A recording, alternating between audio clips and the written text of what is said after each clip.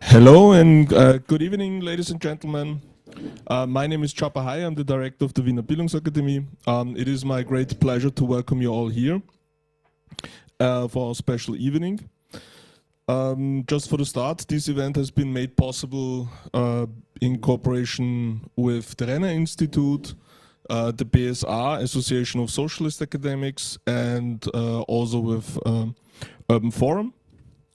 And tonight we are honored to build bridges with Scotland, Austria, and also Europe, bringing together voices from politics, culture, and academia to explore how cooperation, dialogue, and solidarity shape our shared future. I'm especially delighted to welcome our distinguished guests, Sir Tom Clarke,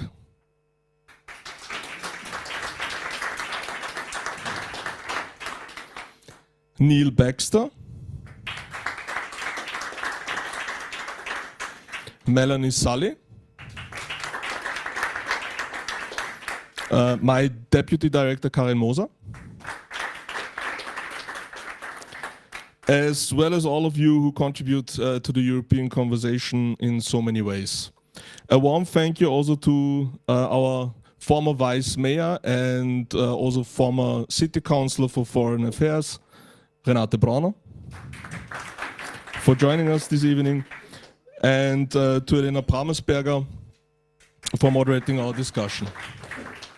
And last but not least, also for Bernhard Müller, who is also the former mayor of Wiener Neustadt. Let us take this opportunity not only to reflect on international relations, but also to celebrate the values that connect us: openness, understanding, and cooperation. Thank you for lending me your ears, and I wish us all an inspiring evening.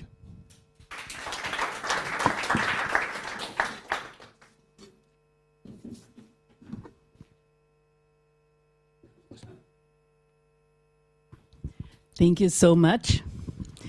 Dear ladies and gentlemen, distinguished hosts, dear Sir Tom Clarke, it is an honor for me to open today's important and interesting international event, Scotland in Europe. I'm delighted both as president of the Board of Trustees of the co-organizer Urban Forum, you mentioned us, and as former Deputy Mayor of Vienna and former City Councillor for International Affairs. The Urban Forum Institute regularly takes the opportunity to address international issues, observe global developments, learn from others, and build networks. It was already mentioned, but I have to say it again. It's so great to have you here, Sir Tom Clarke. There are more profound speakers here to talk about you and what you did this evening, but it is important for me to express how happy we are to have such an important and well-known Scottish personality here in Vienna. Vienna is a metropolis of international standing and has been voted the most livable city in the world for several times. And yes, we are proud of this. Vienna is a world known as a city of culture and music, but we are also, and most important, a place of strong and well-functioning public services. Vienna is a smart city. But a city cannot be smart without social cohesion and democratic rights for all. When we look to the future, we cannot really rest on any laurels. Times are changing and we face more and more crises all over the world, crises in Europe. In my opinion, it is a political and social catastrophe that some parties are exploiting this to develop national egoism and even spread nationalist ideas. To successfully combat climate crisis, to work for social cohesion, and to finally resolve conflicts diplomatically rather than through rearmament and threats of war, international cooperation and international solidarity are needed. This is what Vienna stands for. As a UN city, a city where over 40% of our population has a migration background and people from over 180 nations live peacefully together. Vienna has always been a place of international encounter, a good place to exchange ideas, to learn from each other, and that's exactly what we're going to do this evening. I'm looking forward to today's event. I'm sure that we can learn a lot from Scotland and its cities. We cooperate very well in Eurocities with Glasgow and Edinburgh. Eurocities, our European network of over 200 large cities. And this brings me to my closing remark by emphasizing that Scotland is not only one of the most beautiful parts of Europe, it is an indispensable part of Europe. Thank you very much.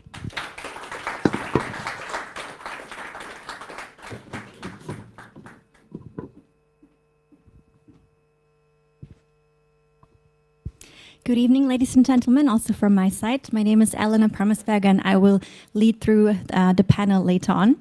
And now it is my pleasure to introduce the next speaker. But before that, I would also like to welcome Liz Gardiner, who is also here with us and who is also going to speak later on this evening. We are now going to listen to a few remarks from Mr. Neil Baxter. He is co-director of Baxter Jardine Limited and has taught at both the Glasgow School of Art and the University of Glasgow. He was principal of his own urban and interpretation consultancy for 20 years before spending a decade as secretary, or to be more precise, chief executive of the Royal Incorporation of Architects in Scotland. Neil has written for many newspapers and journals, including the Herald, the Times, and Homes and Interiors Scotland. And he initiated and curated Scotland's Year of Architecture in 2016, the largest ever year-long national celebration of a single art form. And an author himself, he has written or edited over 20 books, including A Tale of Two Towns, A History of Medieval Glasgow, and The Wee Green Book, The History of Glasgow Green. And he's also the publisher of the book authored by Sir Tom Clarke, whom we are also having here today, To Be Honest, The Story of My Life. Thank you, Neil Baxter. Now, I am notoriously loud. You cannot stream into the internet. All right, so you're streaming. Okay, well, I'll hold the microphone then, very reluctantly. Ladies and gentlemen, thank you. What a distinguished audience. We are very honoured, and we are all delighted to be your guests here in Vienna. And listening to that description of Vienna, I have to say, there were moments where I thought, this sounds a bit like the Lord Provost of Glasgow, because we have so much in common and such breadth. And today of all days, I think it is important to celebrate that breadth, internationalism, outreach, and international friendship. And we should be holding out our hands to our brothers and sisters across the world. This T-shirt is about the European Convention on Human Rights, which I'm afraid to say is threatened within the United Kingdom. And we, Sir Tom and Liz Gardiner and myself, dearly wish to hold on. And I think most Scots would be aligned with our view that this convention is hugely important and something that should be sacrosanct. And politicians threatening it is frankly disgraceful. Enough of the political diatribe. I could get very angry. Instead of that, I'll try and be cheery. Autobiographies. Contemplating speaking to you this evening, I thought, well, I've worked on 3 autobiographies. That's quite a few. And then I realized that in point of fact, it was 4. And I'll just talk you very quickly through all of those. We'll have a rapid rattle through all of those, and I'm afraid I'll have to put my eyes in order to see what buttons I'm supposed to be pressing. That'll do. I am Pat Lally's ghost. Literally, I think, since Pat sadly departed in 2017. Pat was a remarkable man, the leader of Glasgow City Council on no less than 2 occasions, and the Lord Provost of the city. And he did a huge amount to benefit the city of Glasgow. And there he is.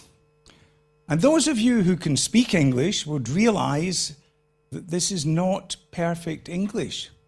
Indeed, the Times correspondent, who was a man of remarkable ignorance, pointed out that Lazarus only done it once is incorrect. It should be Lazarus only did it once. He's clearly never been to Glasgow, where Lazarus only done it once. When Pat told me the title of his book, he said, Neil, you can help me write it, but it's Lazarus only done it once is going to be the title. And I said, Pat, I need write nothing between the covers of your book. That will sell. And it duly did. It was published by a little publishing company, lesser known publishing company, called HarperCollins, the 3rd largest publishing company on planet Earth. And the advance in the year 2000 was £100,000. Would that people gave me that sort of money for books nowadays. But I do it for love, not for money. St Mungo. Now, there's an interesting person to write the biography of. And in point of fact, I didn't. It was written by Jocelyn, a monk in Furness, which is on the north-east coast of England, and a Cistercian monk who was commissioned to write the biography of the saint, of which there is 1 copy left, or at least there was until I came along. 1 copy lodged in Marsh's Library, the Archbishop Marsh's Library in Dublin, and it cannot be removed. So cheekily, I said to the librarian, can we copy it? Oh, yes, you can copy it, she said. And I got the quote for copying it from the official photographer to Marsh's Library, £20,000. And thought, well, that's that kiboshed. And my then colleague, now business partner, John Jardine, said, Neil, he's using a Canon XYZ lens with a refracting PQRS and a double Z thingy-jigger. And I said, yes. And he said, well, I've got all of those. You'll know what the proper terms are. And I said, and he said, well, will you pay for a weekend in Dublin? So St Mungo got his biography reproduced. And there are now 8 copies. I'm about to give this copy, my personal copy, to the National Library of Scotland.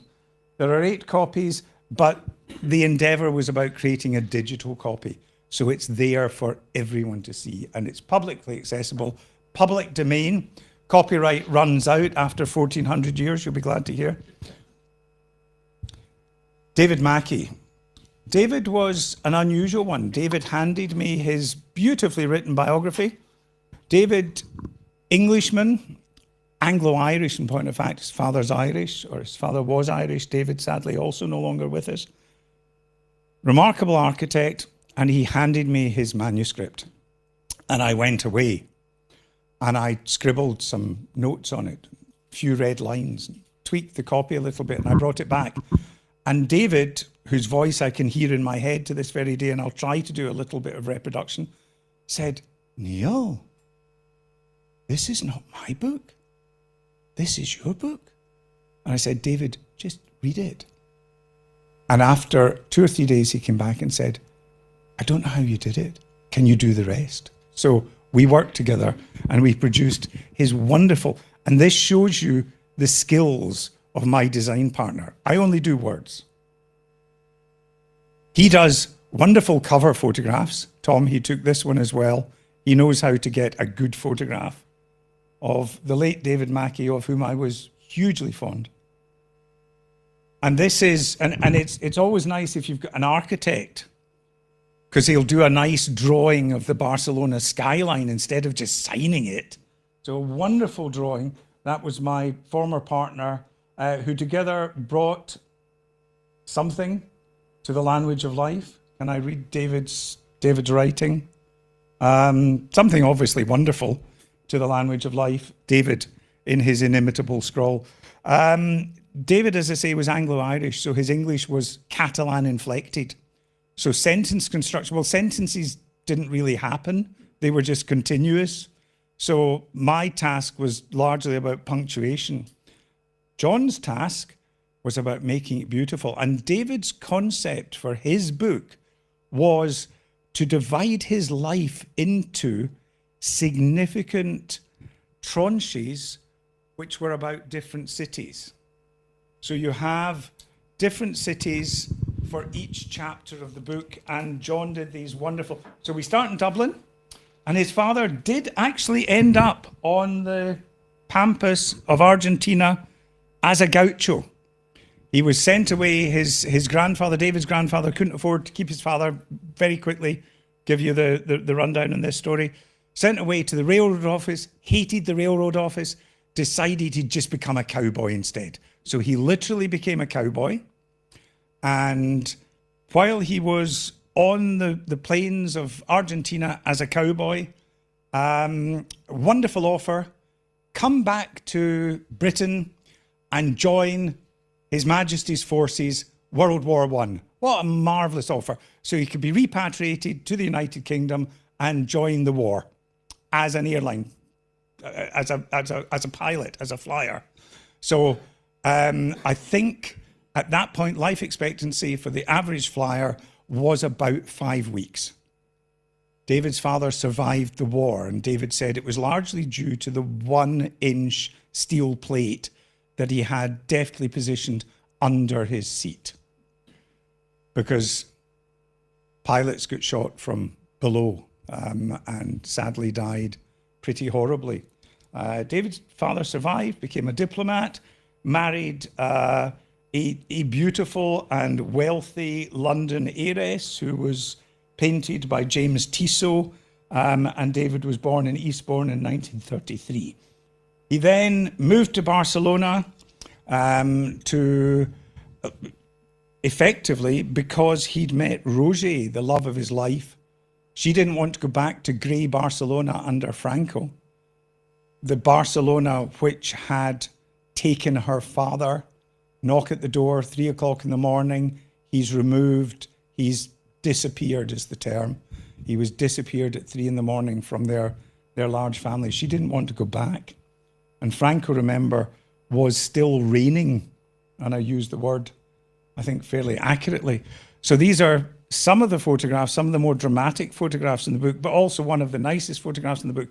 So this was an anti-Franco demonstration, and these photographs were smuggled out of Barcelona to the Times newspaper by David Mackey, because he was an Englishman. So he didn't get the same sort of scrutiny at the airport that natives got. So David got the photographs out, and they were duly published in the Times. I can't imagine Franco would have been terribly pleased had he found out. Happily, he didn't. However, happier times, David's grandchildren, all 13 of them. And there are now, I think, 5 or 6 great-grandchildren, and that number is growing. And David's residence in the Villa Olympica. And now we come to the real subject of this discourse, Sir Thomas Clarke. So this is biography or autobiography number 4. The first one, a politician. The second one, a patron saint. The third one, an architect. And the fourth, a very distinguished Westminster politician. And happily, I hope that question mark stays there for a very long time. There we are, to be honest, and he truly is. He doesn't, in the British or Scottish term, he doesn't pull his punches. He doesn't hold back. He is truly honest about people in his life who were very good and people in his life who were otherwise.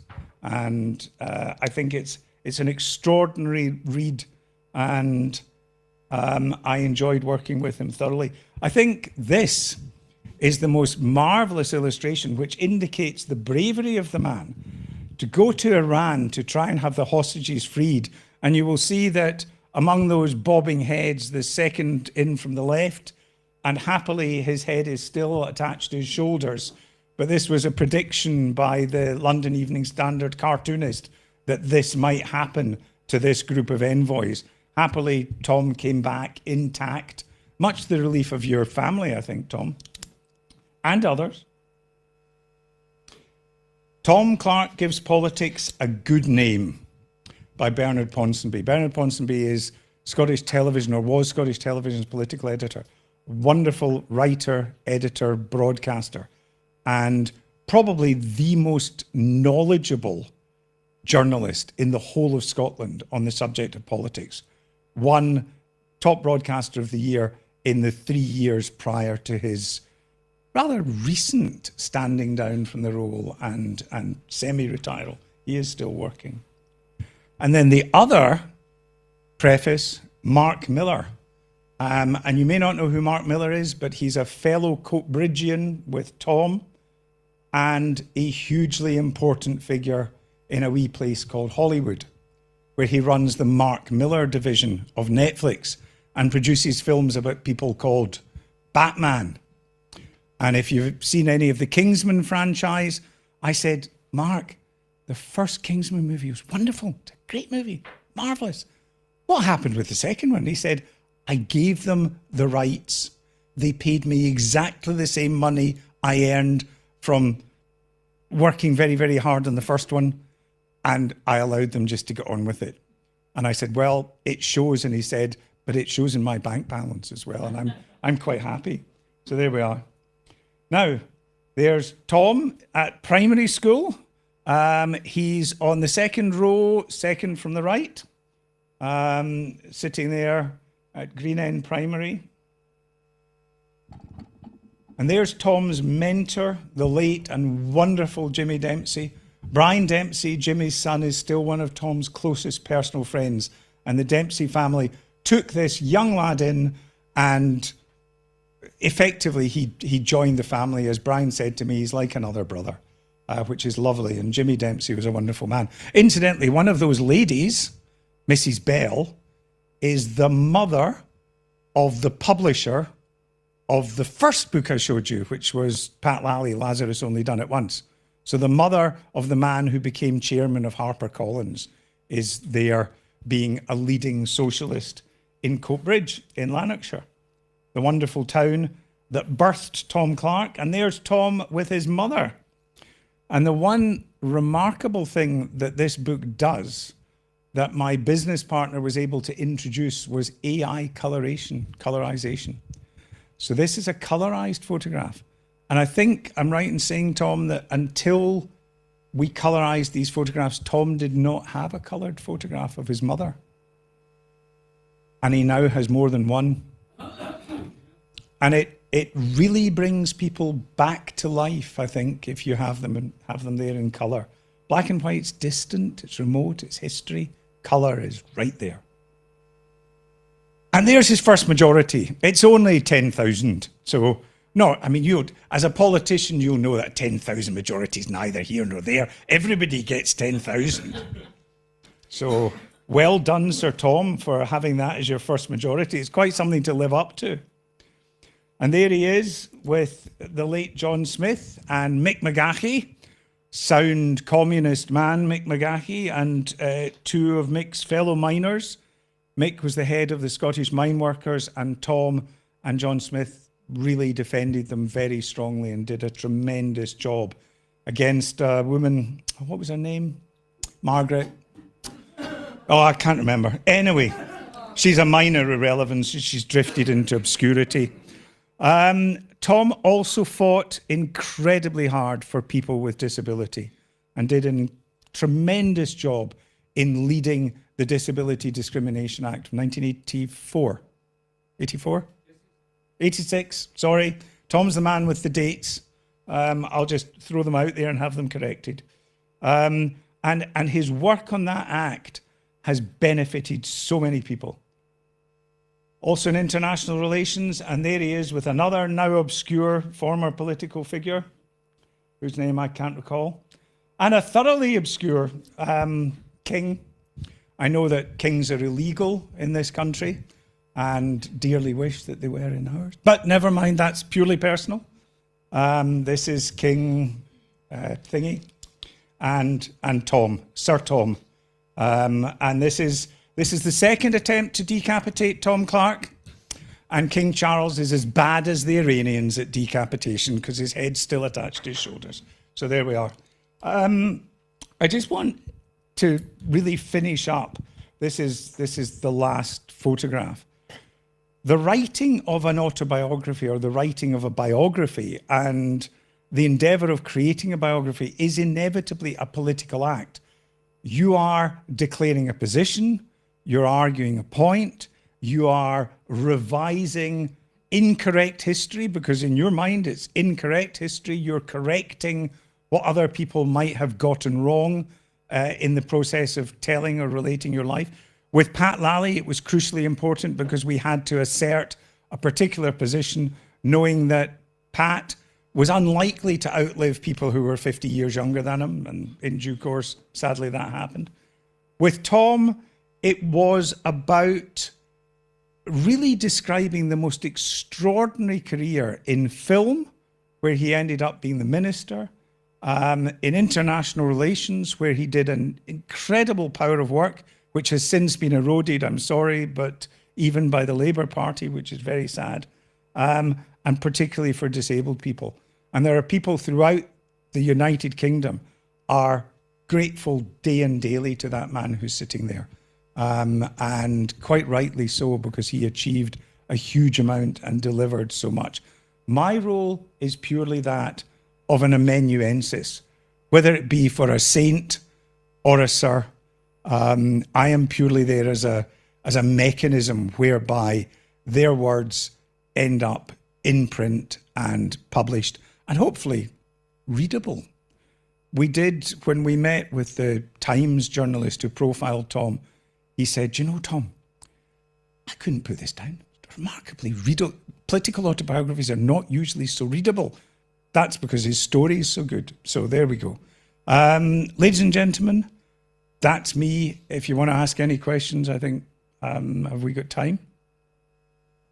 Later on. Okay, we'll do that in the panel discussion. And thank you very much indeed.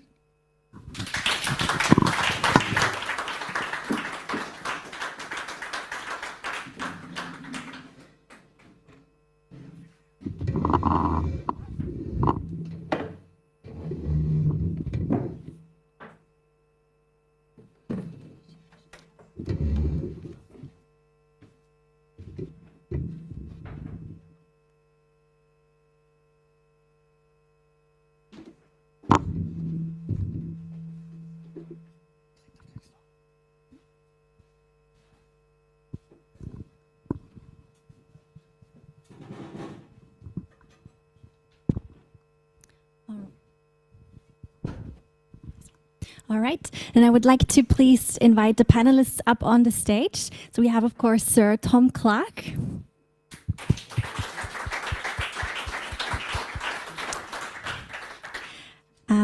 Then also Karin Moser. And Miss Melanie Sully. Thank you.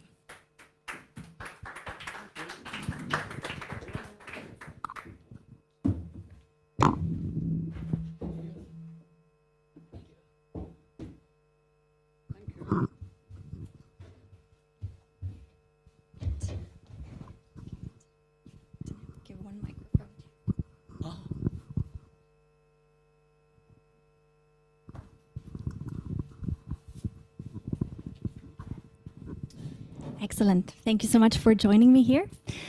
So I would like to open up the panel with a question to Sir Tom Clarke. Thank you again for being here with us this evening. So my first question is, having grown up in Scotland, you of course spent decades in public service and politics, and in your book that Mr. Baxter just summarized for us, you also reflect a lot on Scotland's working class traditions and the community values that are so central to its identity. And then on top of, the Scottish national identity, of course, it is also...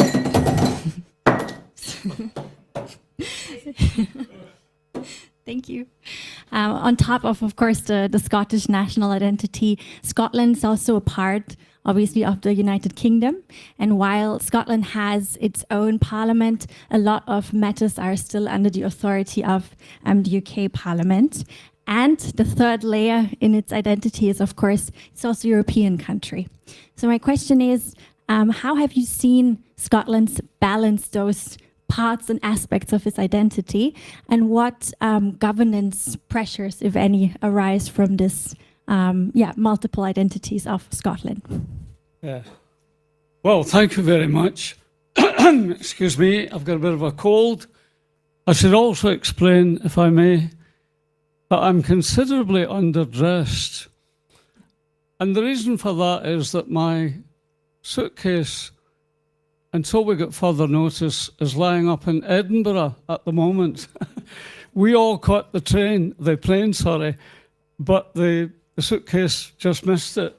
So I'm sorry, I'm still in the same dress as I arrived in yesterday morning. Anyway, lovely question. All of this, all very important questions, are under debate. A very welcome debate in Scotland. As a member of the United Kingdom Parliament for 33 years, which set up the various parliaments in Wales, in Northern Ireland, and in Scotland, I have to say that when I supported those proposals, those laws, that legislation in the London Parliament, Westminster, I didn't see many of the problems which emerged later. And I do believe that the decision, which was a democratic decision by the British people, not by the people of Scotland, but to leave the European Union, was, I think, a very, very big mistake. And so we're still dealing with the consequences. And I'm not sure what's going to happen, even over the next few years, or certainly the next decade. But I do want to see devolution succeed. And I think that we could extend even the devolution to the individual nations, to regions within Wales, within Scotland and Northern Ireland, unless, of course, at one point, following what you might recall as the Good Friday Agreement, which Tony Blair was heavily involved in, I have to say I think he did a better job there than later when he was involved with Iraq. But at any rate, the Irish situation is that if the people of the whole island of Ireland wish to be united and vote accordingly, that would be the first step in a decision where the people who live in the Northern Ireland would also have to give a majority support for the whole island of Ireland, beautiful island, all of it, to be united. So, as I've said, a lot of it ongoing, a lot of it interesting.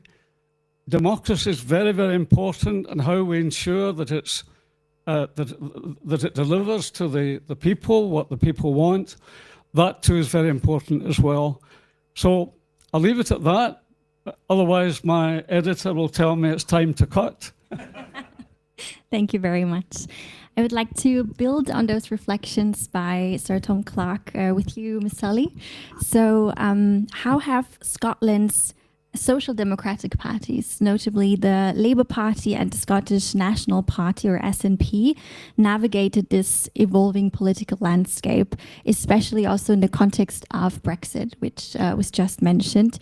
And how do you think, from your perspective as an expert in also British politics, how have these shifts impacted Scotland's political identity and the relationship with both the UK and European Union. Thank you very much. And also thank you for the invitation from the organisers. I come very happily to such educational centres, and I was very, I had many memories coming through this door, seeing the vitrine with the books on social democracy, because that brought back a lot of personal memories, because I can remember having these books myself in the 1970s, and also interviewing many of these personalities like Karl Czernitz and Joseph Hindels. So it was a little bit of a going back in time for me personally. To your question, well, I mean, obviously the SNP and Scottish Labour are what we would call basically on the left or social democratic. And so they're fishing in the same pool. And if one gains, then very often in the past, then the other has lost. So it's become a shift within the same kind of camp, as it were. And I think one of the things about Labour in Scotland is quite interesting. It calls itself Scottish Labour. And that reminds me a little bit that, you know, these kind of parties, they like to distance themselves very much from London or from the overall country party. It's like the Steirische Volkspartei. You know, the emphasis is on Steiermark or the Tiroler Volkspartei. So we've got nothing to do with Vienna. We're very much on our own People's Party. And it's the same kind of thing. It's Scottish Labour. And Scottish Labour is actually, I think, a part of the whole UK Labour Party. It's not a separate identity, not like the CSU in Bavaria. But it has its own identity. I think one of the problems that the Scottish National Party has had in the past, in the recent past, is that it sort of lost its, you know, its happy sign on independence, basically. It went off at a tangent on some of these so-called woke issues, and the independence question got a bit left behind. And I think now they have to rethink in the light of some defeats last year, which, of course, the Scottish National Party lost, as I said, because Labour gained, basically, in this huge earthquake vote last year at the parliamentary election. So they're appealing more or less to the same kind of electorate. What has been a problem since Brexit? Well, I think several constitutional problems have been thrown up, because in those very arduous negotiations after 2016, you know, when the UK government, with a number of prime ministers, it seems, although, and afterwards, they seemed to not really know where they were going with the negotiations. I mean, Brussels was obviously a lot cleverer and all that. But there's something called, well, it's called the Sewer Convention, but basically it is the idea that London should consult the regions and the devolved administrations, which it didn't do, basically, on many of these questions after the Brexit referendum. And it just sort of override, I suppose. And I think there was a lot of resentment on that. And since the UK has left the European Union, this possibility or really a sort of obligation, it's not constitutional or law, but it's a sort of convention, you should do it, hasn't been done. I think basically what the main problem has been is that there's a huge amount of distrust between London and Edinburgh. And that's very, very difficult to then build any consensus or any real lasting relationship. You know, any relationship in politics has to be built on trust, a certain amount of trust. You can legislate for all kinds of things. You can have constitutional provisions. But basically, if the two don't like each other and they think that the other one is trying to do a bit of one-upmanship, and then also personalities come into it, and let's say Nicola Sturgeon and Boris Johnson didn't really get on eye to eye, and they both did a little bit of grandstanding, and the idea was also during the COVID crisis that one would try to get to the press conference before the other, you know. Basically the same announcement more or less was going to be made. It was a question of, oh, I can do it better and sooner. And so this all breaks down. You have to have a certain amount of trust. And it seems the Scottish National Party, its whole ethos, which is quite understandable, is to break away from the United Kingdom. Okay, that's, you know, a perfectly reasonable aim. You can't sort of question that. That's what they believe in. But if your aim is to break away and break up a union, then you are not going to be interested in working in common institutions. I think that has therefore been a moot point. And obviously that distinguishes it from Scottish Labour, which is a unionist party. And we saw that before the Scottish referendum in 2014, when leaders of a Labour Party, you know, they all trooped off, all of them, those famous 3 boys from public school or wherever, trotted off to Edinburgh and said, oh, please stay, please stay. We've just looked at the last opinion poll. It looks like we could lose this. And that is the underlying problem is still there, I feel. You know, it's not been resolved. It's still up in the air very much. And yeah, just one more one more point, one sentence more on the how the politics may be changing. We've got a new boy on the block in the form of Reform UK, and this is being now not just a challenge within England, but it will be a challenge in Wales and Scotland. And so watch this space. Thank you very much. I would like to shift to Ms. Karin Moser. You are a media historian, and of course, Scotland has a rich film and cultural tradition. And while the share of the film market is small in economic terms on the UK film market, it has had a major cultural impact with works that might be familiar to you, like Trainspotting and Braveheart. And of course, Sir Tom himself was UK Minister for Film and a long-time advocate for the film industry. Why is, in your perspective, filmmaking so important for Scotland? There are many reasons, but first of all, I would really like to say that I was so moved when I read about your passion for film and for cinema. And it started in your childhood, and it was always a part of your life. And you were engaged at the Scottish Film Council, and you've been the first minister for film minister in the UK. And I think it must be great for filmmakers to know that their film minister is somebody who shares their passion, who knows about the creative process of filmmaking, knows how difficult it sometimes is, or often is, to finance a film production, and to know that you're an expert because you also made a film. You made a short film which was presented in 1973 in Cannes. This is great. Yeah, it was about football, wasn't it? Yeah. So that's absolutely amazing, you know. And I think we should also remember that film was for quite a long time not recognized as an art form, because there was a distinction made between the higher arts, like opera or theater, and the other cultural areas like cinema, for example. And cinema was always a part of the mass media, and in a way too popular. Because everybody could go to the cinema, you don't have to dress up especially, it was cheap, and mass culture was often decreased in a way. It was like, it's not so important, you know, and this is the reason why they don't try to give them it more importance. But in a way it's crazy, because film is a part of our life since more than 125 years. And it's influenced us, and we are just looking at the smartphone and have videos all the time.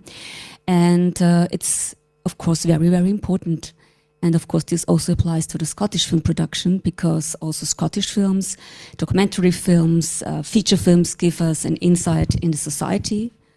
Films always show us how society wants to be seen We learn about the country, we learn about the people, we learn what people talk about, discuss. We learn a lot about the mentality of a country and of people.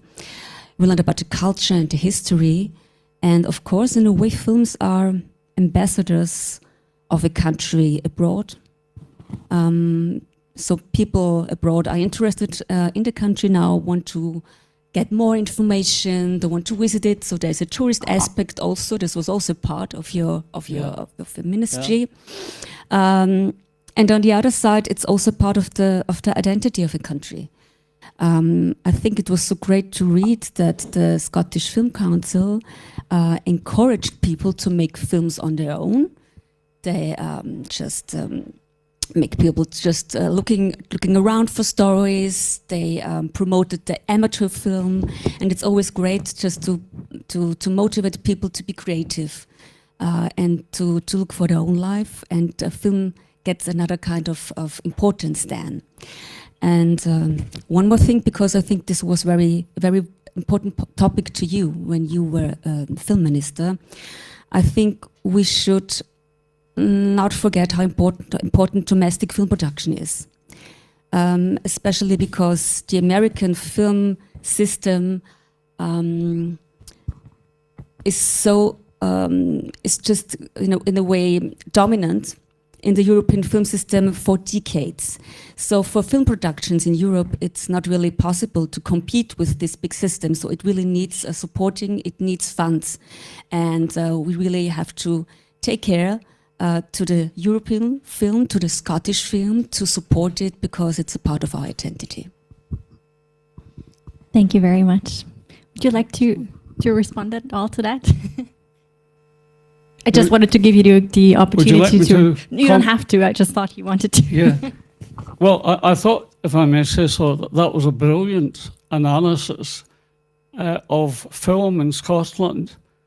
And of course, its outreach to the rest of Britain, the rest of Europe, and indeed the rest of the world. And what I liked about what's just been said, which I thought was beautiful, was that you were able to impart to our audience here some of the issues and challenges and successes that I was fortunate enough to be involved in. When I was a member of the management team of the Scottish Film Council, and then later when I was elected to Parliament, when I became a governor of the British Film Institute, and then when I was given the job by Tony Blair of Minister for Film, actually the only time I've ever had a designated Minister for Film. And although I welcome the challenge, I have to say that the book makes it very clear that was what we would have described in Scotland as a consolation prize. I was elected 4 times to our shadow cabinet, which normally meant that the people elected by the Parliamentary Labour Party would hold usually the same position that they had shadowed.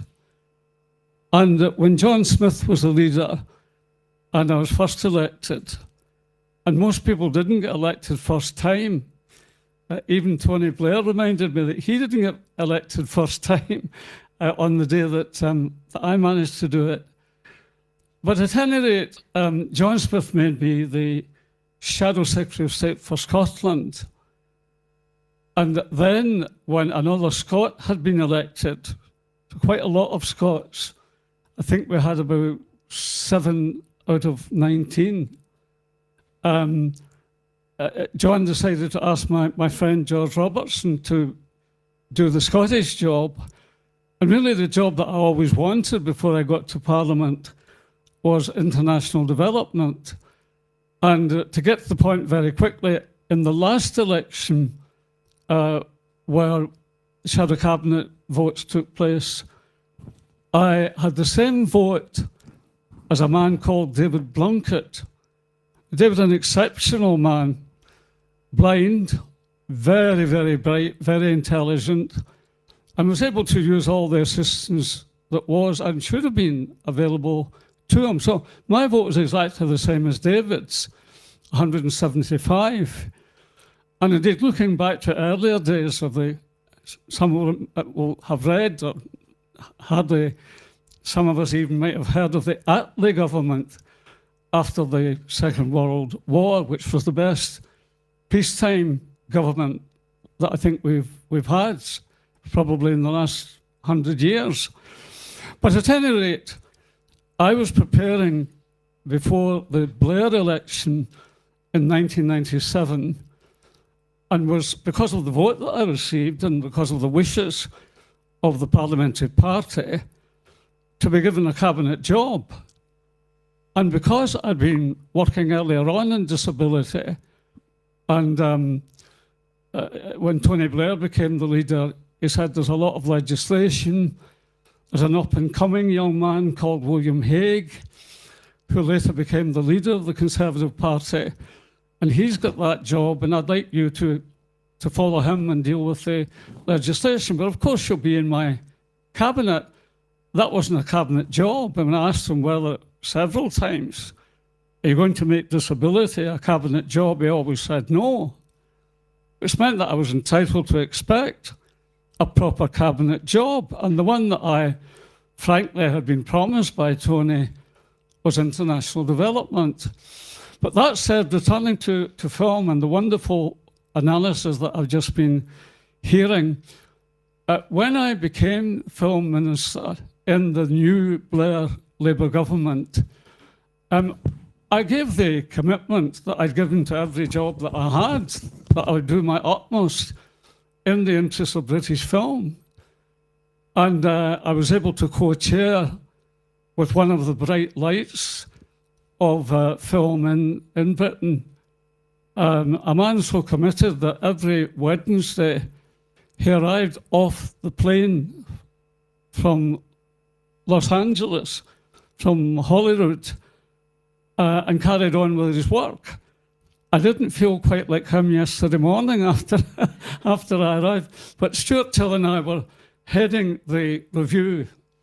Actually, the Financial Times said that the review which we concluded was the most comprehensive review of the British film industry in 30 years.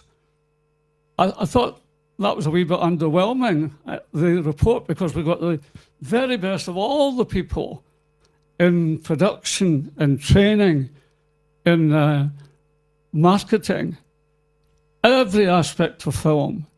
And we got the very best out of them. We had small teams of people who were expert in their field. Finance, for example, was very big. And that fed into the main group. And we, the main group, took evidence from lots of people, much of it written, and that we invited the Americans to give their views, aware of the fact that if you think of British cinemas, even today, 90% are owned by the US, United States. So no matter how good our film industry is, I think it's very good in Scotland, with even greater potential, and the same true of the rest of the UK, including Northern Ireland. It seemed to me when our report was published that because, and I didn't discover this till a wonderful man called Alexander Walker, he was the film critic for the same paper that Neil mentioned earlier on when we saw that cartoon. He was the film critic of the London Evening Standard. And I really didn't know what was lying behind, not just the fact that I was given a job that was not in the cabinet and very reluctantly accepted, much as I loved film, but as the two leading sort of liberal papers predicted, the New Statesman and the Observer, 2 or 3 years before it happened, that Tom Clarke will be made a Minister of State, that's one down from Secretary of State, and he'll be sacked from that at the first reshuffle. And And that's exactly what happened. Now, just to conclude on film, is I think so important, and I'm so pleased that it was introduced by your very good self. Wonderful. But one of the jobs that I was very happy to be involved in was working with Euromage in Europe, because I'm a very strong European, and so was my colleague John Smith, who had the next door constituency, the next door parliamentary seat to me. And I was very, very keen to work with the rest of Europe, and including Austria, and of course, particularly the French, showing wonderful talents. But when I met Euromage, I'm not sure if they still keep the same name, they were asking for a lot more from Britain than they thought we were giving.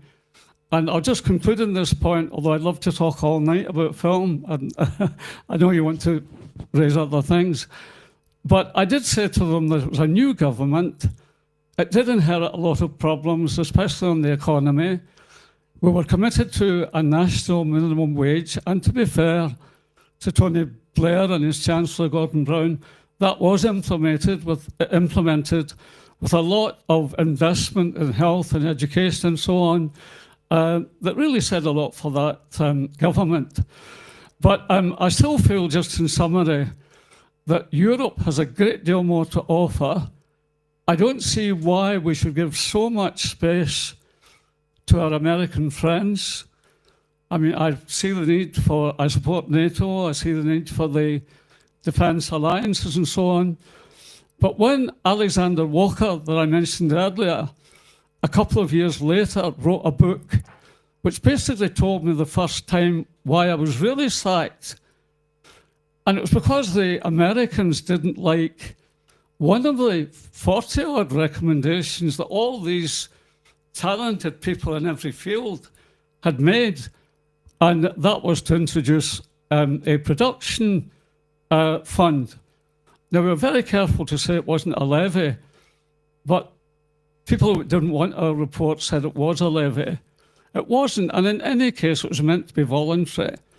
However, what I didn't know, but Alexander Walker brought it out in his book, which sadly was published posthumously, was the book was really a report, but it should have gone before Parliament. It was buried because Tony Blair, because he was so pro-American, was unhappy when he heard the American didn't like one of our recommendations. So Parliament has heard very, very little more of British film. I think we could achieve a lot more. I think we will, and I think Scotland will be very much at the heart of it. Thank you for listening to all of that. One can really see the passion for the film industry shine through, and I think it's absolutely worthwhile reading his autobiography, which also touches in great detail on the topic, and we'll come back to it a little bit later. I would like to, for the second round of questions, look a little bit more to the future of Scotland, and actually return to you, Sir Tom Clarke, with a question on what you perceive as the biggest opportunities and challenges for Scotland within the UK and Europe. There are many, and I would like to see much closer relationships than there are, which is not to say that there are some very, very good ones. But I'll make this reply brief, and I think I owe that to the audience. Apart from being Minister for Film, I was also Minister for Tourism and Broadcasting. And I actually felt at the end of it all, on the day that I was sacked, because I worked equally hard on tourism, and we had a big review there as well, not implemented. I think that between us, we have so much to offer. I've not seen very much of your wonderful country in the 2 days that I've been here, but what I've seen is absolutely magnificent. Wonderful tourist attraction. And our friends here who have been to Scotland, not just to Edinburgh, which is wonderful, but also up to the north, the Highlands and the Islands, and the absolute beauty of Scotland. And because I was UK Tourism Minister, I went to various parts of England and Wales and Northern Ireland, which I didn't know. But all of that together with the rest of Europe, I think could do very much more and give recognition, not simply bringing out, but give recognition to the wonderful talent, the actors certainly, but also the producers, the people responsible for sound effects, the camera people and the rest. What really unbelievable talent we have in the whole of Europe, and I want to make more of that. Thank you very much. And then as a political scientist, I would like to get your view on the current political landscape in Scotland. So of course there was an independence referendum a while back, and as you've said earlier in your previous response, was that this is of course an ongoing debate within Scotland and the UK, and I'd like to know how you assess the likelihood of this debate being stirred up again in the sense of a second independence referendum, and what you think would be the most important factors in shaping public opinion on this issue. Okay, so a second referendum.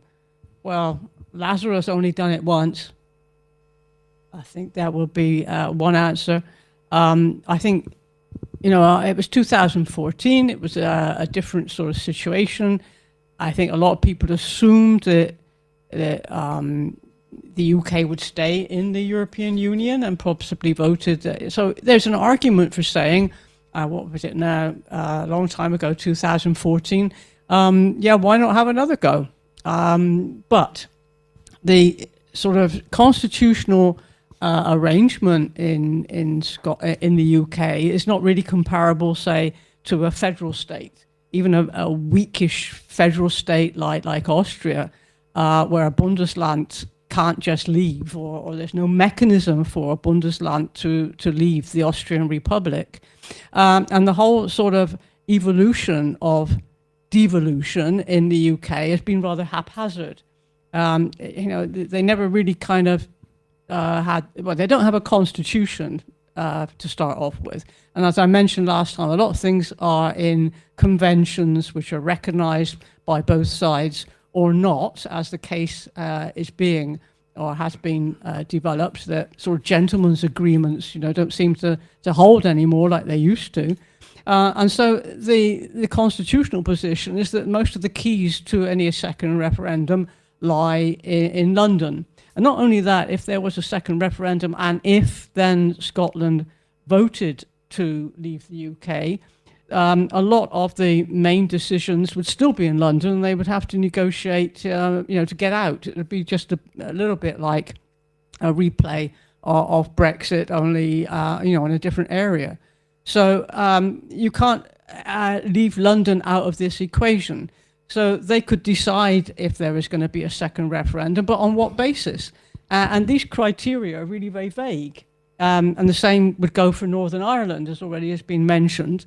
The relevant Secretary of State would look at certain criteria, but we don't know what these are really. Would these be a polling opinion, a sustained polling opinion, which would perhaps go over a period of 6 months, that we're saying we want a referendum, we'd like to leave the UK, or would it be that there are a majority of seats in the Scottish Parliament for independence, or a majority of the votes but not seats, or whatever? We just and the Scottish National Party itself seems not really to know what criteria it would have to be in existence before it's going to really push for a second independence referendum.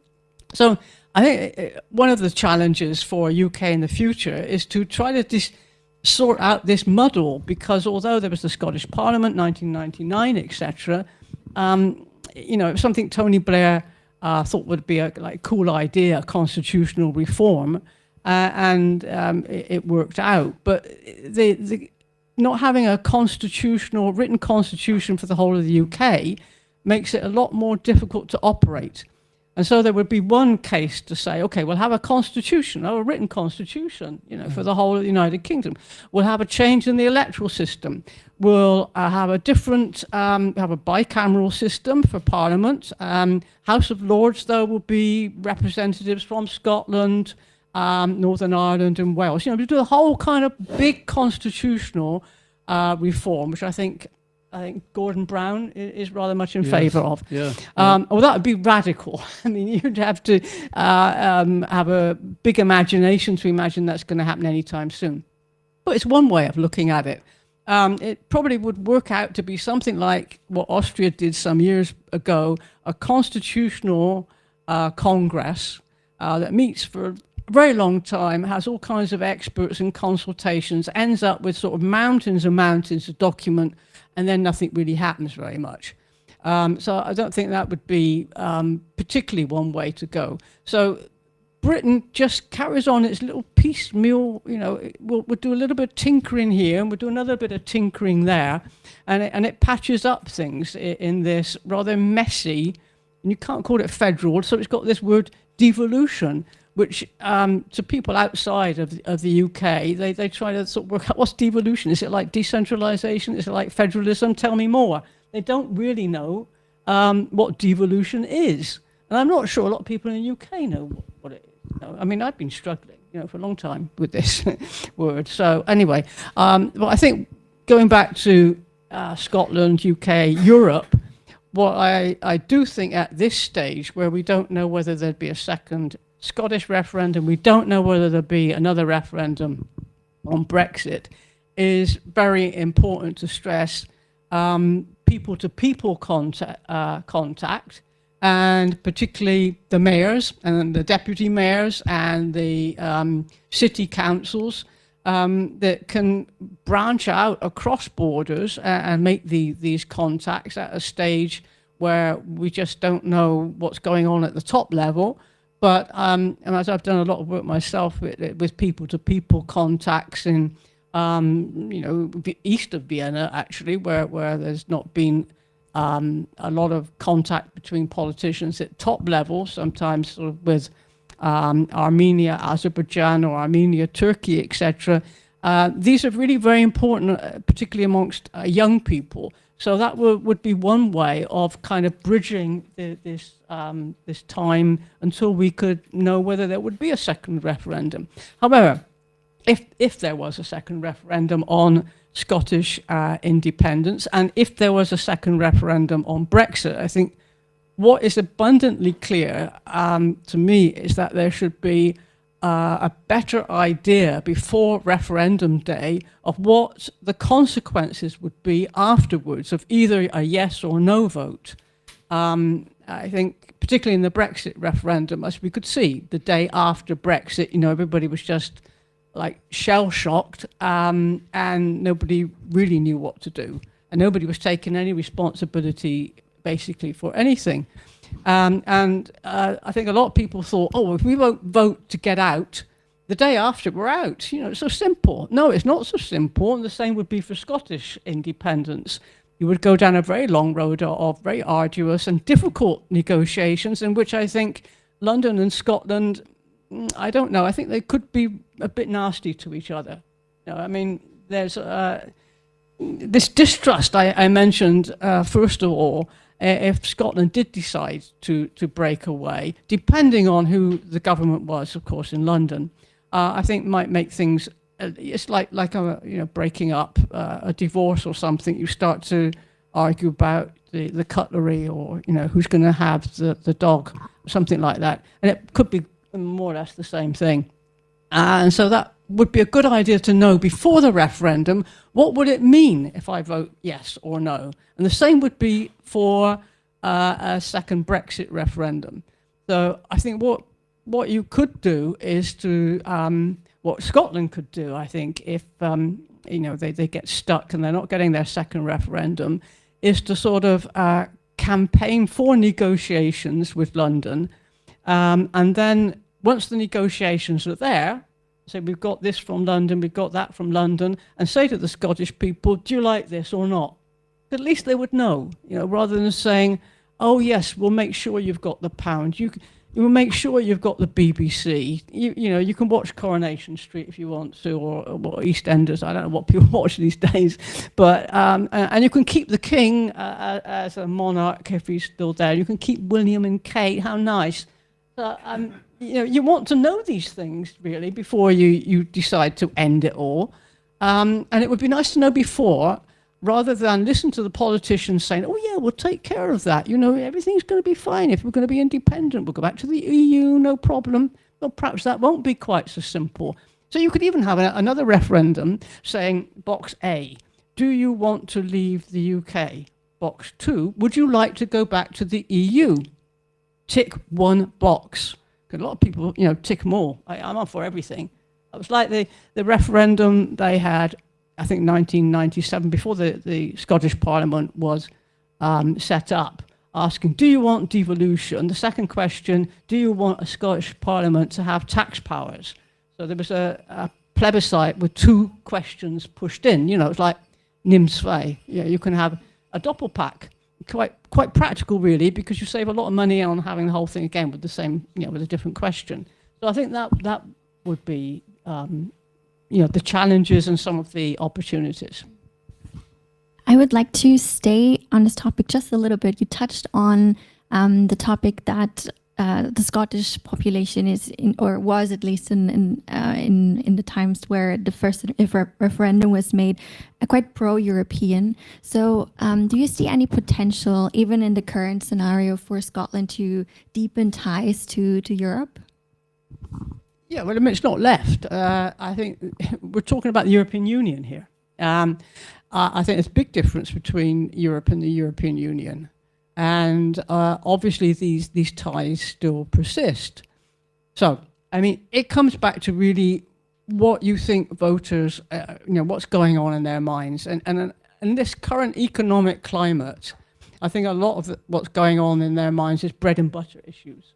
So it could be how are our industries going to be protected from unemployment, from this very, very bitter economic climate that is coming over. Actually, it's not just the UK, but Austria is also finding a raw climate, even though last decades have been very generous and good and kind to Austria. That these days are over.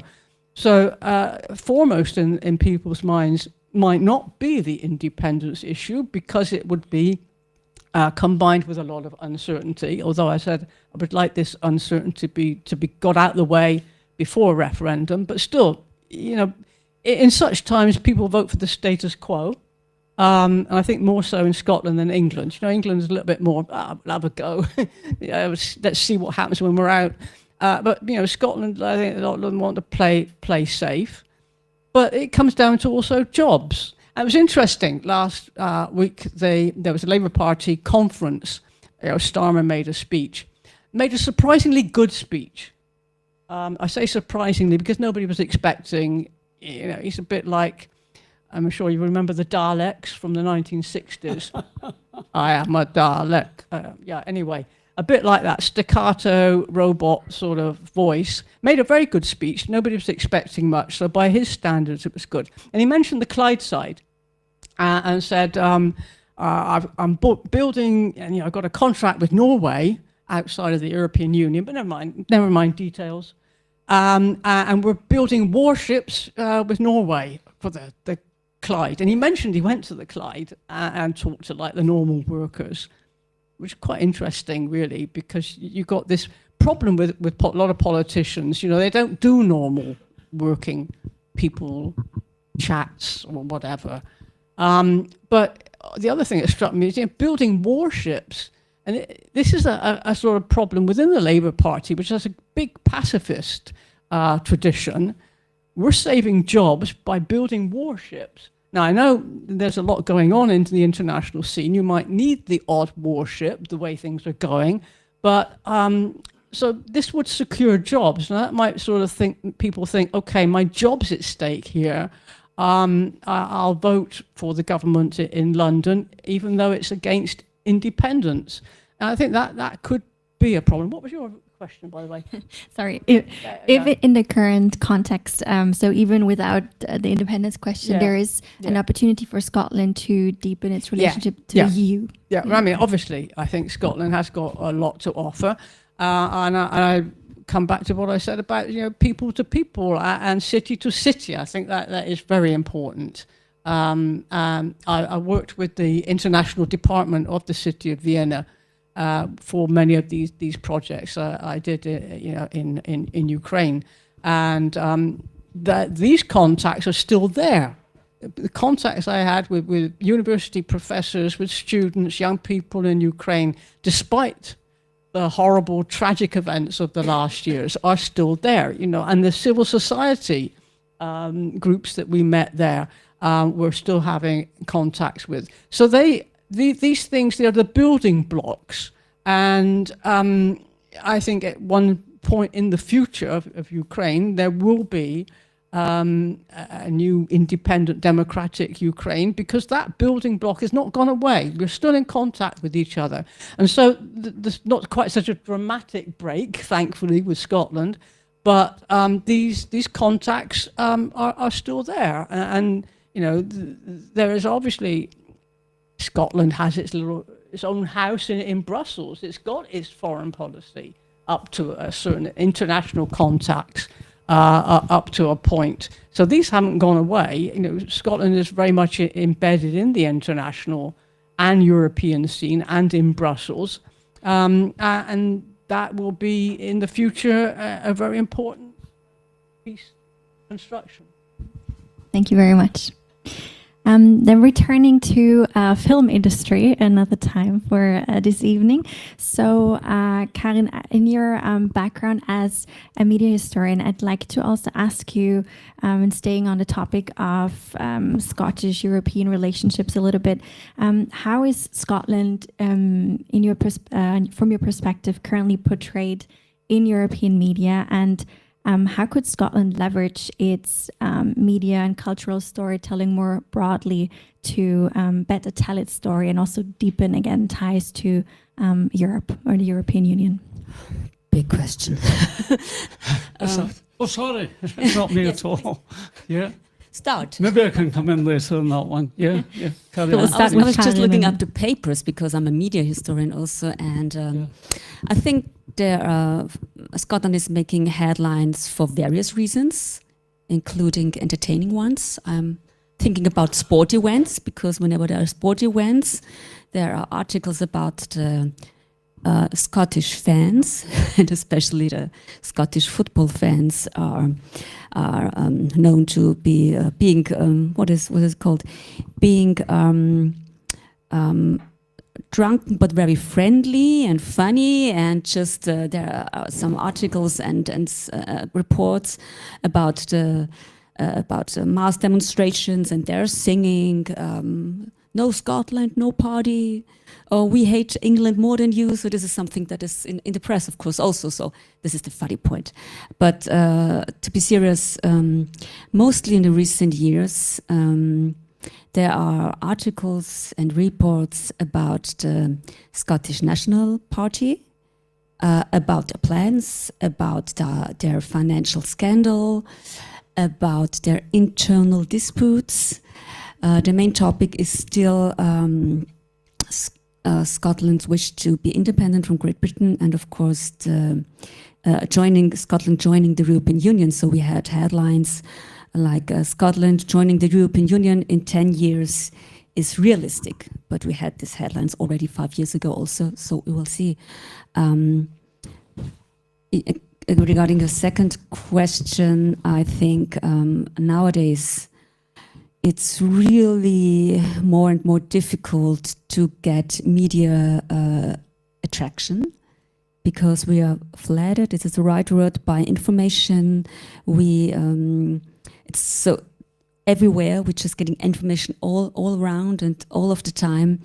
I'm personally a friend of positive, clever, humorous activism.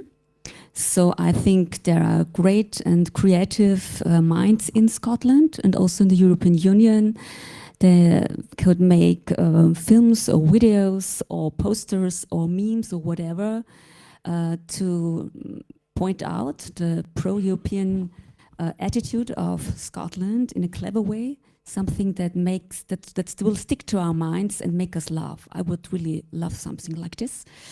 And in addition, I think it would be great if there would be more opportunities for scientists and artists of Scotland and of the European Union to work together, to work in projects together, especially because scientists and artists are generally open-minded.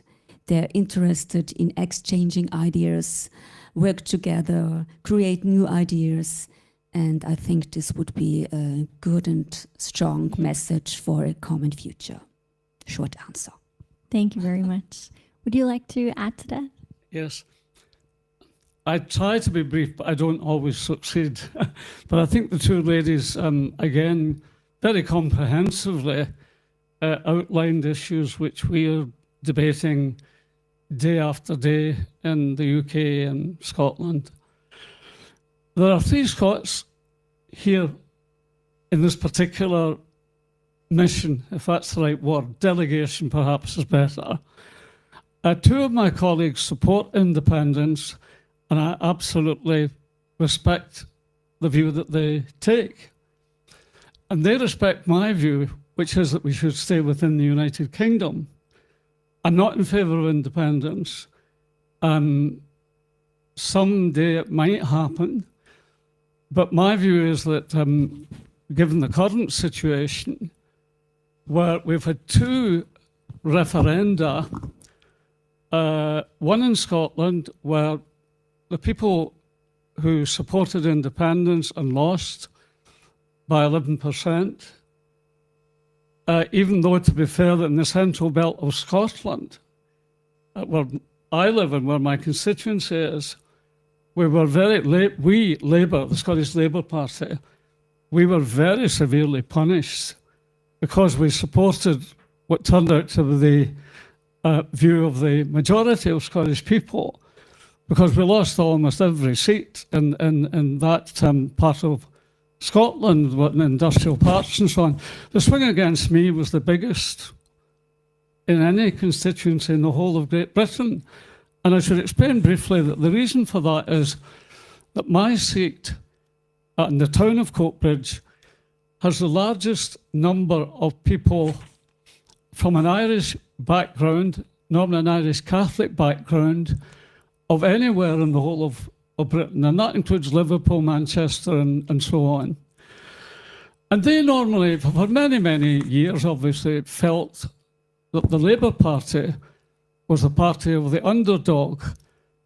And they naturally, understandably, voted Labour again, and again. And then came the big surprise in 2015. 2 elections before, I had the biggest majority anywhere in any part of the UK.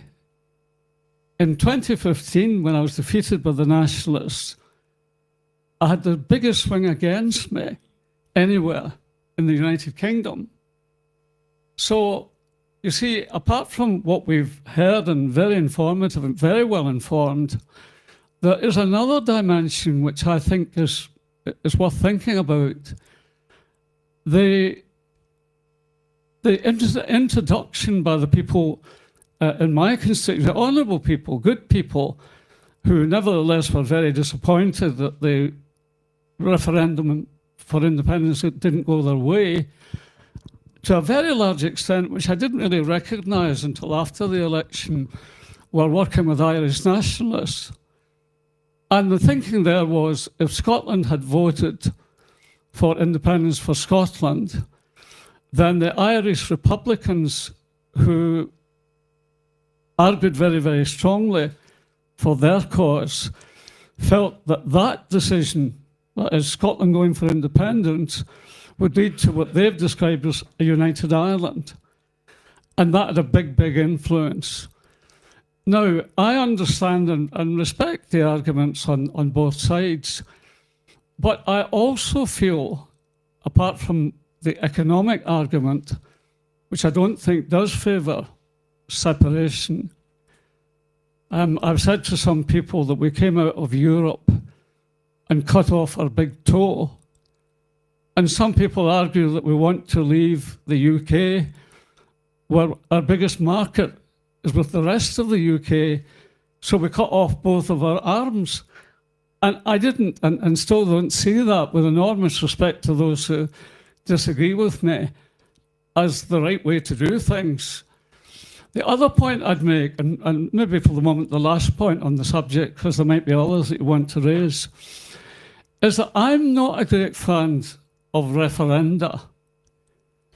Now, the European referendum was introduced by David Cameron, and in my opinion was influenced not by the views of the British people, but by his desire to keep his own party together. And the Conservative Party was then, and is now increasingly, though it's much smaller, dominated by elderly people in the south of England. And they won't select candidates, or didn't, who were not in favour of Brexit, that is, pulling out of Europe. Now, he thought he could have a referendum, and although he wanted to stay in, that would win. But it didn't.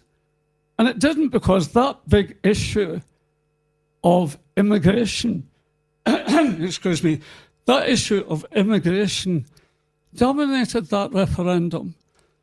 And that we were told, especially by Mr. Farage, and I worry very, very much about the possibility that they say they're not far right, I believe they are, and they could be elected to the Scottish Parliament next year and have a substantial influence. That would worry me a lot. But if we look at the issue which they raised again and again, immigration, and just remember historically in Europe who were raising those issues. And so I think we're entitled to be worried. And in any case, if we look at the result, what happened after the European referendum dominated by the issue of immigration. So we found what was called the Red Wall in Britain, which is pretty well the north of Britain, the northeast, the northwest, Manchester, Liverpool, and so on, Scotland itself, where working people had the majority votes. By and large, always went with Labour. But when this big issue of immigration, which was pushed and is still being pushed by Farage to be elected in the UK, and it's getting a lot of support, and that worries me, and likewise in Scotland. The fact is that since the European referendum, immigration to Britain has gone up by 1.5 million. So it hasn't achieved what they said it would. And in any case, and I hope people won't mind if I say this, because I don't expect everybody to share my views or commitments or opinions, but I would say that I'm a Christian democratic socialist. And I don't believe that by whipping up sheer hatred, and we've seen it days before we left Scotland, I'm very supportive of Palestine. It doesn't mean that I'm choosing, because if we're going to get a success in that situation, we've got to, in my opinion, we've got to have Israel as a country in its own right, and likewise Palestine. And you don't achieve that, as Tony Blair showed when he did very, very well in Northern Ireland. You don't achieve that by coming out publicly in favour, if you're a government, on one side or the other. But what I do want to say, as a Christian socialist, democratic socialist, and I don't expect everybody to agree with me, is that I think, you know, the story of the Good Samaritan, where has it gone? Even among Christian working class people, these asylum seekers, people coming on the boats in the darkness of night, in vehicles that are highly likely to sink, and they having walked miles and miles and miles, starved, seeing babies dying, seeing mothers dying when they're trying to give birth to their babies. And we have people in this party led by Farage, getting as much coverage in television as the other parties, although they've only got 5 members at the moment in the British House of Commons. But the worrying trait is that they've convinced so many people to go back on their own values. They would open their own doors to people who are suffering, their own doors to people in poverty, their own doors to people who need urgent medication. And yet when it comes to asylum seekers from the Ukraine, from Syria, all these places in the Middle East where these terrible wars are taking place, at the moment, sadly, too many people have forgotten, if they happen to be Christians, Christian values, and too many people who don't share those values nevertheless also feel, and I think we've got to work hard to convince them, but we've got to work very hard, that the decent thing to accept is that those people are coming here not because of any referendum or any decision that we took, but because of the terrible things that are happening in their countries, and it's that we should challenge at the very roots.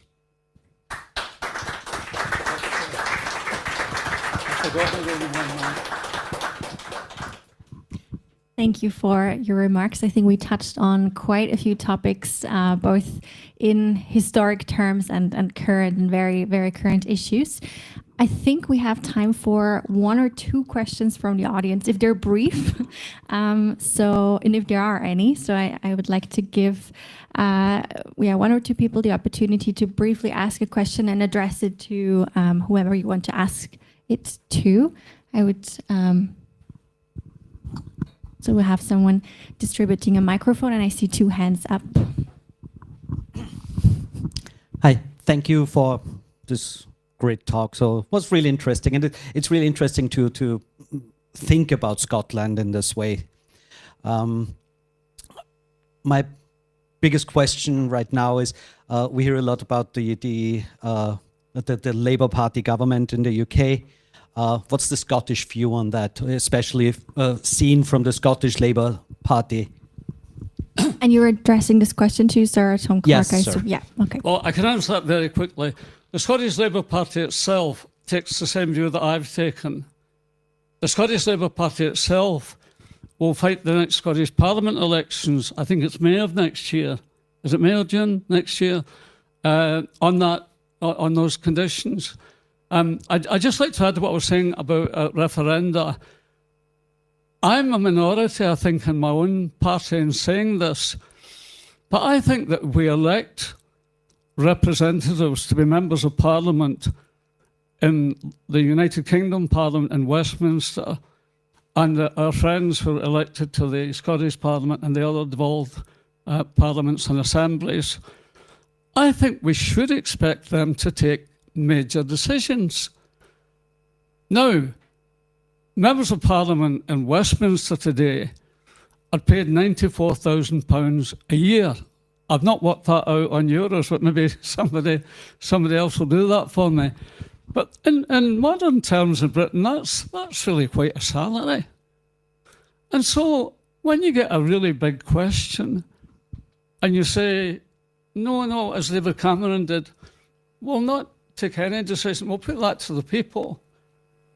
No, I'm not diminishing in any way the judgment of the people. It's their view in the end that matters. That's democracy. But they're assuming that we're doing our work and on top of all the issues. And yet, when the big decision came, particularly on Europe, we asked them to decide. And as I said at the beginning, on this one issue, and this is the preparations for the UK manifesto, which I assume Keir Starmer will put to the British people if he's still the leader of the Labour Party. And again, there's a lot of speculation about that. But Tony Blair once said, and I don't agree with everything that Tony Blair has said, especially what he said about me, and Iraq, I spoke against them and I voted against them on that one. But he once said, we're best when we're bold. And do you know what I would say to Keir Starmer if I met him tomorrow, coming back to the question?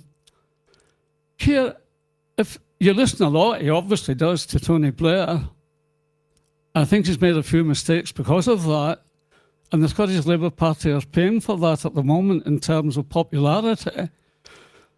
But I would say to Keir, be bold. Be bold. Set out in your manifesto for the next election the declaration that the British Labour Party, if it forms a government, will reapply to be readmitted into the European Union. And we would invite the trade union movement, because they, for a long time, were against Europe until, what was the great man from the trade union movement who came and spoke at the TUC? It will come to me later. But anyway, he came and made a speech to the Trade Union Congress, and he told them about workers' rights, people's rights, consumers' rights. Jack Delors. Thanks very much. I knew you would come, Neil. That's why he's such a good editor, you see. Yeah, Jack Delors made one speech at the Trade Union Congress, annual Congress, where the unions were largely opposed to Europe itself. And that night, the general secretaries of the various big unions, all the unions really, they sang the French Frères Jacques. You're all right, I won't try and sing it. Because they just felt that the atmosphere had changed, and it had. And so the trade union movement now are very much in favour of Europe, of going back in. And so am I, but I wouldn't go through all the stuff again about a referendum, which frankly has torn all of those countries apart. Scotland isn't as nice. It's a lovely, lovely place, and most of the people are lovely. But it's not as nice a place as it was before the two referenda. And I think I would do it in the way that I've suggested. But I have to tell you, I'm not a clairvoyant. I don't think it'll happen, but that's what I think, to be honest. Beautifully said. Thank you. I think one brief second question I saw. Yeah. So your hand was up and yours.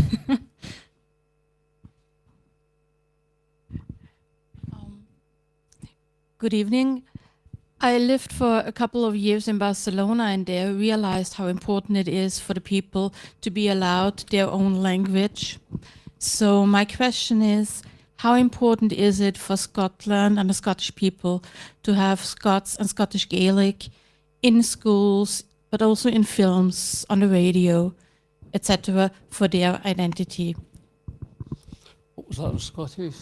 Scottish language. Language. Yeah. What was the other part of the question? So if I paraphrase, whether it is important for Scottish people to have the language in film, schools, and I guess public institutions, yeah, as in Barcelona. I see. You mean both languages? The lady who asked the question. Yeah, thank you very much. Thank you very much. I think it's important, but I've said, I think, in the book, which is called, to be honest, which means I set a heavy bar for me. It means it meant a lot for Neil in terms of work as well, to make sure that what we are saying could be justified and did actually happen. But on the language question, what I've said there is I understand that Gaelic, for a small minority of Scots, but especially in the islands, is very important. And I think that provision should always be available. But you know, the second language in Scotland is Polish. And yet, when our friends in the Scottish National Party, I should say very quickly that I got on very well with Alex Salmond, even though we had different views, didn't really get to know Nicola because I didn't think she was that kind of person. But I did discuss with him and with others the fact that, for example, Aberdeen University has cut back on modern languages. Now, this is when we want to be involved in Europe with France, with Germany, with this wonderful country. And what the Scottish government has done, run by the Scottish National Party, is to centralise so many services, the police, is Police Scotland. The firefighters are Firefighter Scotland. The National Health Service is NHS Scotland. And in all of their vehicles, the words are printed in Gaelic. Now, I understand that in areas where there are Gaelic speakers, and that should be reassured. But in places like Lanarkshire, where I live, the big county of Lanarkshire, with about 6 parliamentary constituencies, I don't think Gaelic speakers are any more than about 1%. And the fact that young people now are having, I hope, a greater opportunity to go on to further higher education, college and university. And I think there's a bit of a gap now between those who would want to serve the new technology, science and the rest. I think we should do more about that. And I don't grudge anybody getting to university. I would love to have gone to university, but in my time, it just didn't happen. We were expected to be looked after for all day from 9 o'clock till 4, and all of us were expected to go and work in the steel industry or down the pits. And that's how the education system was devised. So on languages, just in conclusion, what I do believe is that there should be a much greater emphasis on all modern languages. And indeed, thanks to, in Britain, the Workers' Education Association and what was once called the National Council of Labour Colleges, Esperanto, which we're not hearing much about now. All of that should, I think, be top of the agenda. And I'd like to thank the lady for asking the question. Thank you. Grazie tanto. Okay, I think there was a third question, and we'll spare a few more minutes to also fit that in. Thank you. Nobody has mentioned the question of the nuclear-capable submarines stationed in Scotland. They played a vital role at the referendum, and they still play a vital role. It is what is left from the UK nuclear fleet. And another question is that this is British intelligence. I don't know if they are really right, but they say that the referendum was influenced covertly by Russia. And it's the same pattern which was discovered at the Catalan independence movement. So always, it was the same with the peace movement years ago, and also with the campaign of nuclear disarmament, that good and idealistic tasks can be hijacked by foreign powers which think they are a good chance to destabilize. I just wanna show one example how much everything is interconnected. I just looked up if Alvin, which is a provider for gaming and lottery in UK and in Austria, is also present in Scotland, and this is the case. Alvin is majority owner of gaming in Austria, and gaming is also partly state owned. Excuse me. Could you formulate your question? Looking at the time. Just one sentence, yeah? Yes, but please formulate your question then after that. This is important. It is not only about Harry and Meghan and other things. It is about geopolitics, which affects all of us. And I think in this forum, everything knows about geopolitics and international politics and social democracy. We do, so, however, we need to stick to the time, please. Just one sentence. Yes, okay? One sentence, all right. And Alvin has taken credit from Russian banks and makes deals with Gazprom. So this is just one example how everything is connected, and it is not often debated about these things, and we have to do something against it, I think. Would you like to summarize what the lady asked? So the question was about potential meddling from Russia in the independence referendum, and also about the nuclear plant, which is the nuclear submarine, thank you, facility, which is in Scotland, and how that kind of also influenced Scottish views and polling in the referendum. Yeah. Well, thank you very much for the question, and I liked the part at the very end as well. There's a lot of new thinking on this, or rethinking, both in Scotland and in the UK, following Russian invasion of Ukraine. My own views are as they were when I was elected to Parliament. I do support NATO. In fact, there's no difference between Keir Starmer's view on this and mine. I do support NATO. I would like to work for multilateral disarmament. In other words, trying to get every nuclear power to agree to get rid of them so that they're not a threat to anybody. But I don't believe, and I know there are a lot of people in Scotland who disagree with me on this, that it would be achieved if we gave up our weapons with nothing in return.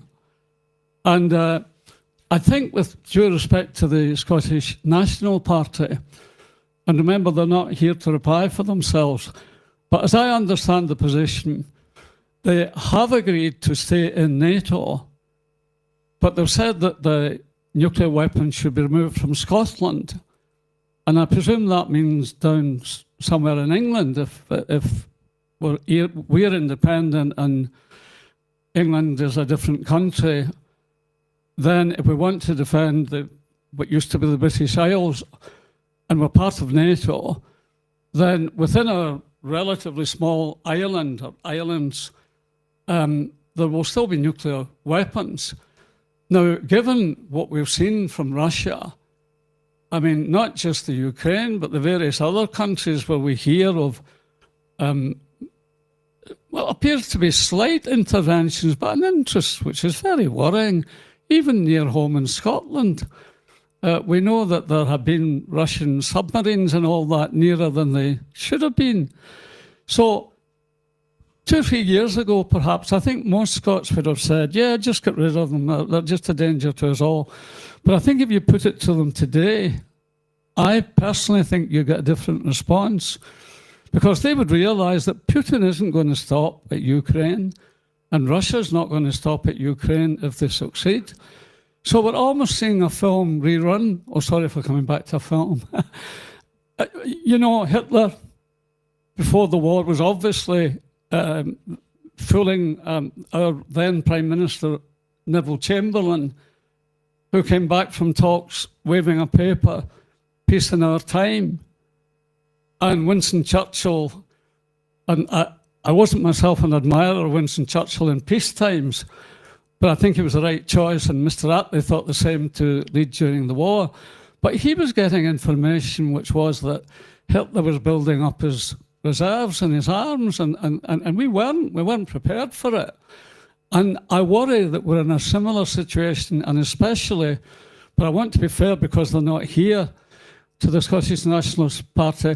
They're having a conference quite soon, and it may well be that they'll review their position on this, because I don't think that the old position that they took, that is, stay in NATO but go for unilateral disarmament in Scotland, I personally don't think that argument's sustainable. And although it's very frightening, the whole thing is very frightening, I still believe that as one of the greatest figures in the socialist movement, Nye Bevan, who introduced the National Health Service in Britain when he was Shadow Foreign Secretary, told a Labour conference where their heart was with unilateral disarmament. He told them to think a bit more deeply. And he said, and I think his words encapsulated certainly what I feel and what I think underlines Labour Party policy in the whole of Great Britain at the moment. He said, you would be sending me into a conference when we're seeking multilateral disarmament. You would be sending me in naked into the conference chamber. I thought that made sense, and I still do. But it's a very unhappy world when that's where the concentration is. By the way, I keep handing this back because we've had so many presentations where we've had only one mic, so forgive me for that. Jet lag. Thank you. Okay, I this can see my concludes. two friends are not too happy at my replies. Maybe they should come in and give a different view. They're entitled to do that. Well, we are going to ask Liz Oh, to lovely. That's good. That's share good. some closing remarks with us. So thank you. This concludes the panel. Another round of applause, please, for our panelists. Thank you.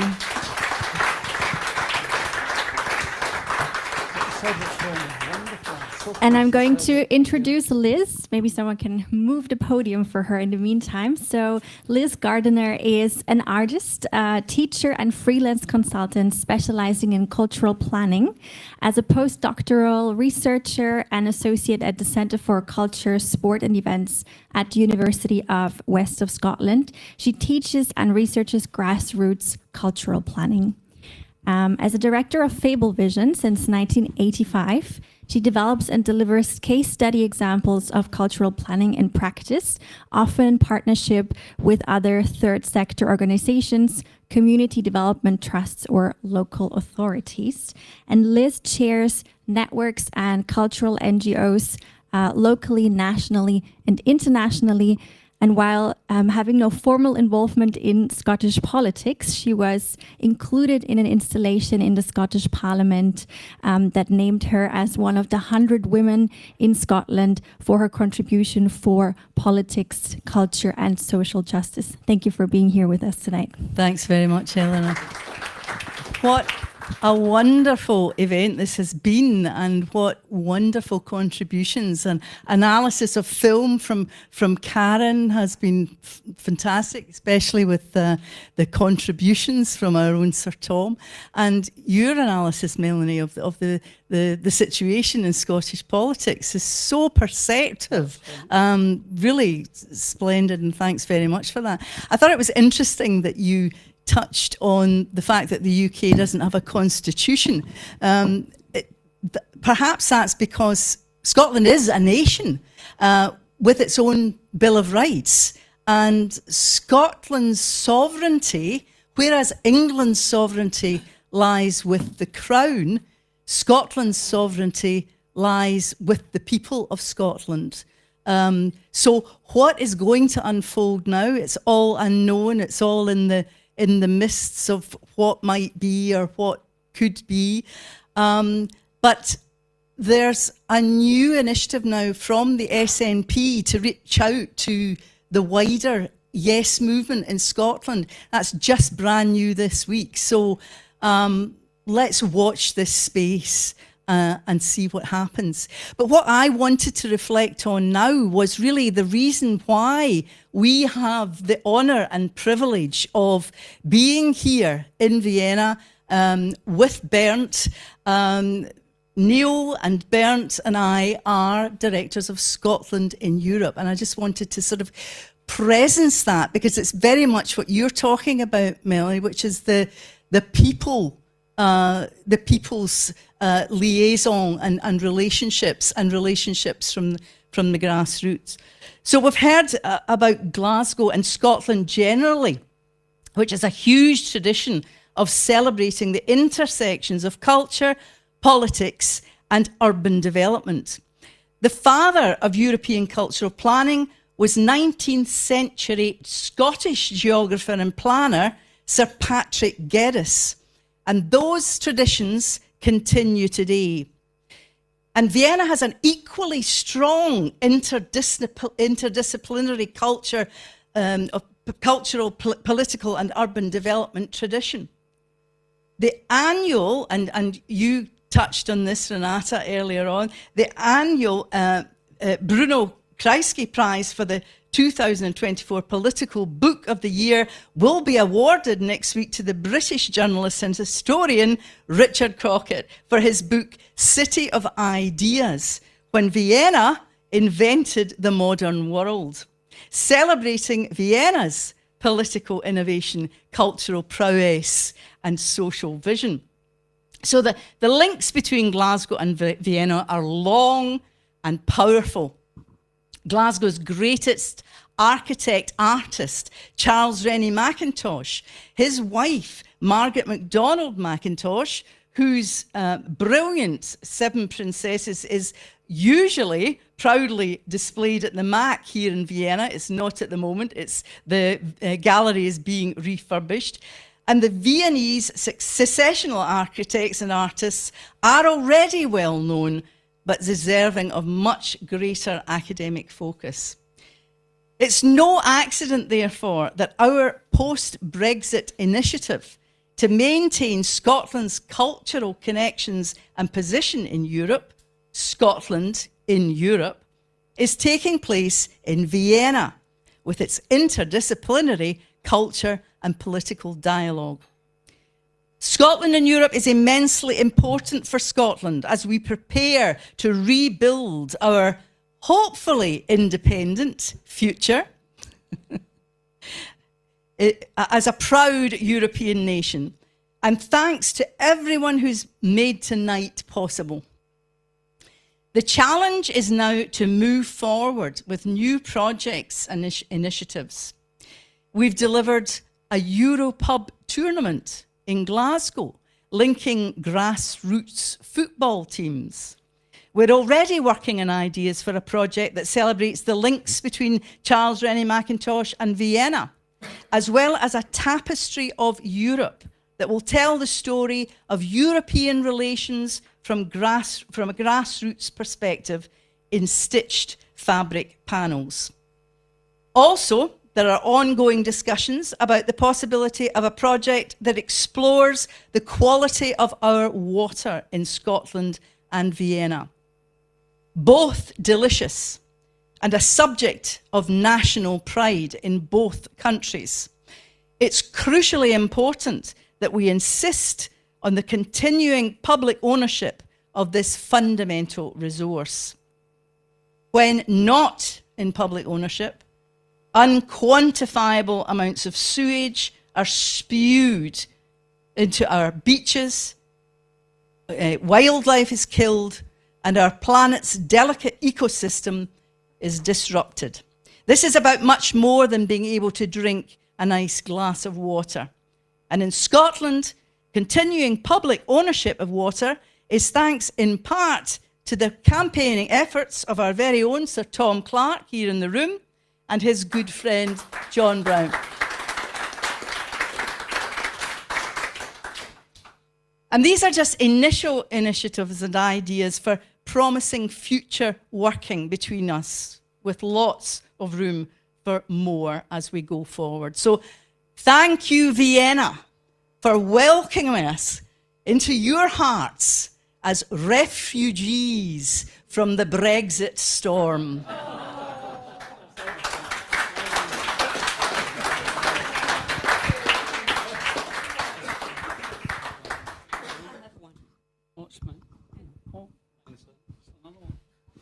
No, then I would also like to thank you all on the podium and our Scottish friends, all of our guests here in the Wiener Bildungsakademie. It put some faces I saw today the first time, so please come more often than in German. And now I say bye-bye to all our online visitors.